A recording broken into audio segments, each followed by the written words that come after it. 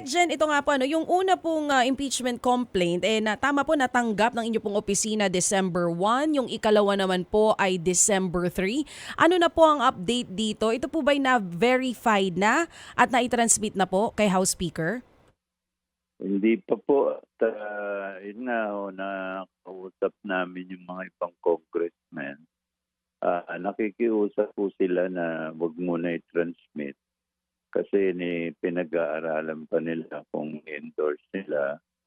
At yung po namang iba, nakiusap na may magpa-file daw ng complaint ng mga kasala nila.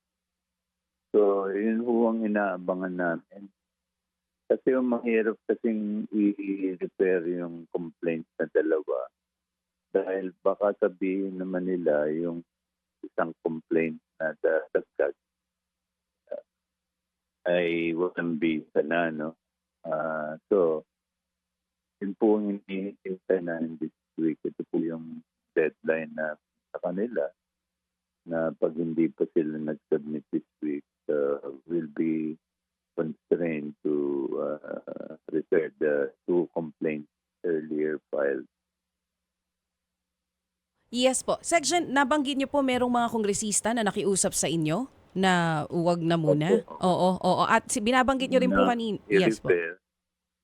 Kasi po ba ang complication kasi niyan, baka sabihin nitong dalawang complaints na na-receive namin, no, yung kung nag-endorse nun, bakit nyo ni-repair pa yan? Huli na, di ba? Nauna na kami. So wala nang visa para sa kanila. Magkakaroon ho ng problema. At sabihin nila, first come first serve dapat, di ba po? So yun po yung binibigyan natin ng pansin at galang, no? Kaya inihintay ko yung yung another complaint. At yung pong iba naman, sabi niya, i-endorse daw nila yung dalawang complaints, isa sa dalawang complaints. Kasi isa lang ho pwedeng endorse.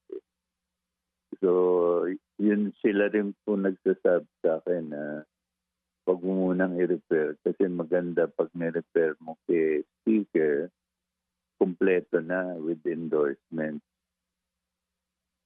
So, kagaya po na sinabi nyo sa amin nung nakaraan, inaantay nyo pa po yung third impeachment complaint kung mayroon man? Opo, at saka yung mga endorsements po nung dalawang complaints, no?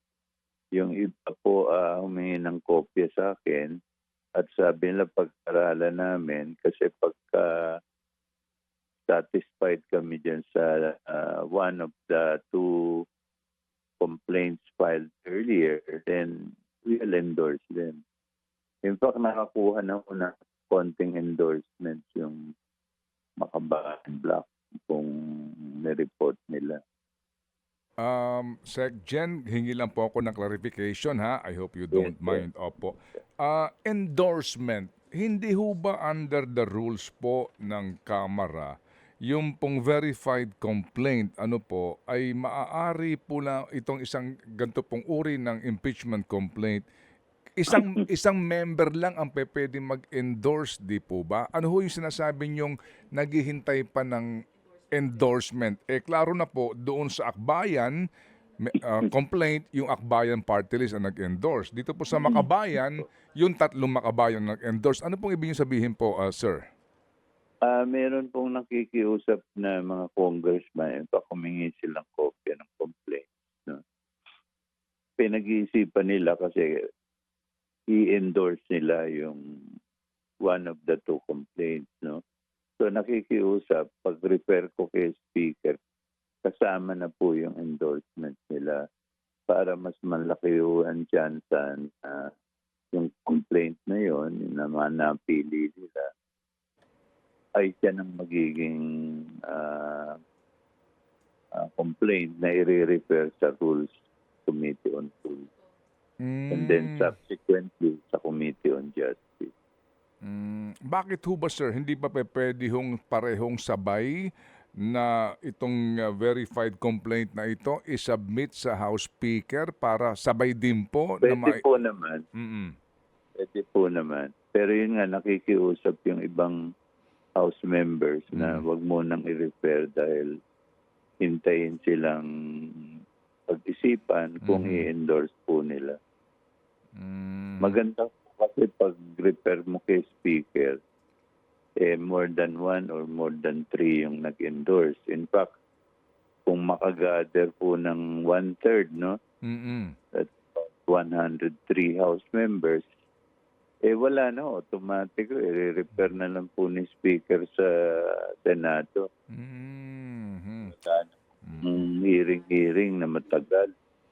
Kasi Opo. po pag tinignan nyo yung time frame doon sa mga hearing-hearing na gagawin, Mm-mm. hindi na ho aabot kahit na hanggang next year. Kasi po, Mm-mm. we have only few remaining session days.